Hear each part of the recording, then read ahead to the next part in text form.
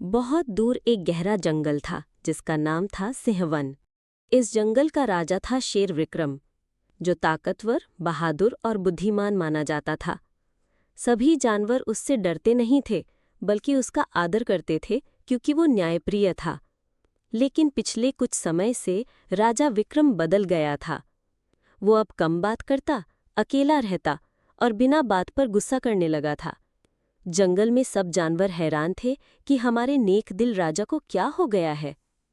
इसलिए कहानी में प्रवेश करते हैं हाथी धीर। धीर जंगल का सबसे बड़ा और बुद्धिमान हाथी था। वो राजा विक्रम का पुराना मित्र था। धीर को चिंता हुई कि कुछ न कुछ तो गलत है। विक्रम ऐसा नहीं था। वो ज़ेब्रा झपकी और पंछी चींटी के साथ राजा से मिलने पहुंचा। धीर, राजन, क्या आप ठीक हैं? आप बदल से गए हैं। विक्रम गंभीर आवाज में, धीर, जब से मेरी माँ चली गई है मैं अंदर से टूट गया हूँ। मैं जंगल संभाल तो रहा हूँ पर मन शांत नहीं है। झपकी, राजा साहब, आपको अकेले नहीं रहना चाहिए, हम सब आपके साथ हैं। चींची, हमें आपकी ताकत नहीं, आपका दिल चाहिए। विक्रम की आंखें भर आईं, पर वो कुछ बोले बिना वहां से चले गए। भाग 2। जंगल में आग और परीक्षा की घड़ी।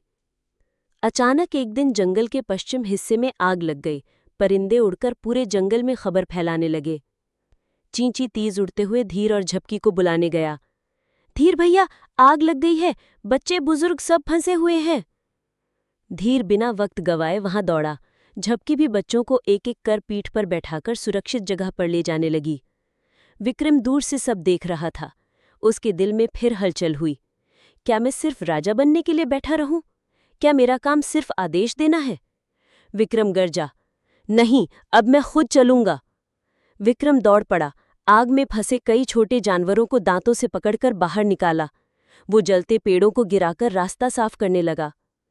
भाग 3। असली नेतृत्व।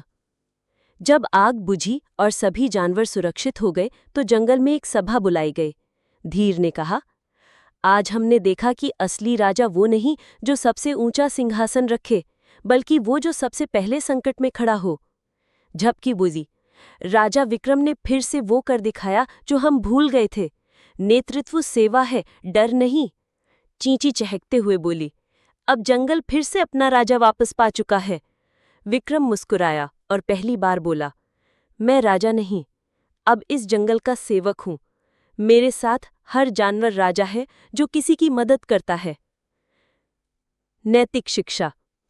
एक सच्चा राजा या नेता वही होता है जो संकट में सबसे आगे खड़ा होता है।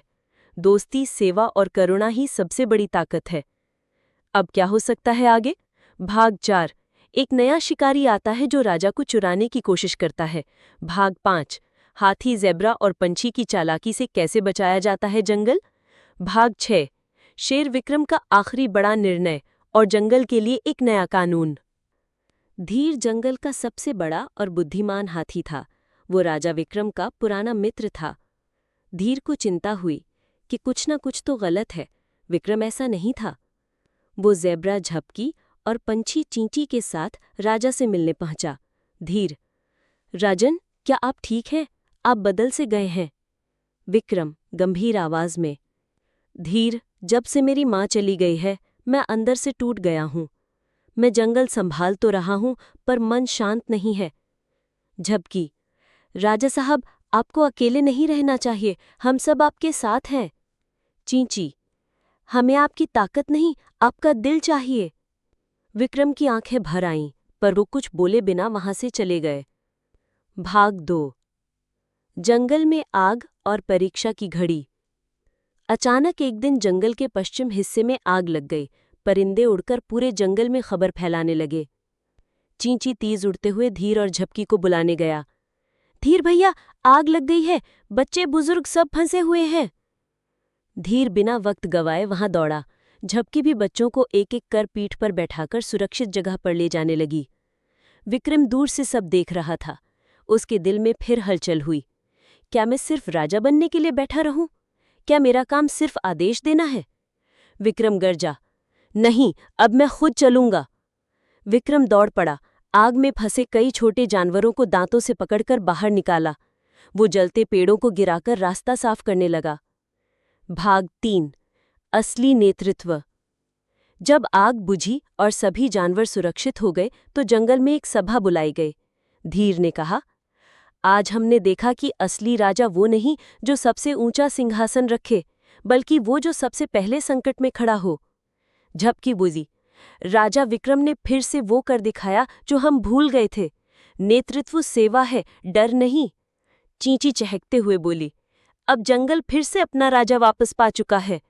विक्रम मुस्कुराया और पहली बार बोला, मैं राजा नहीं, अब इस जंगल का सेवक हूं।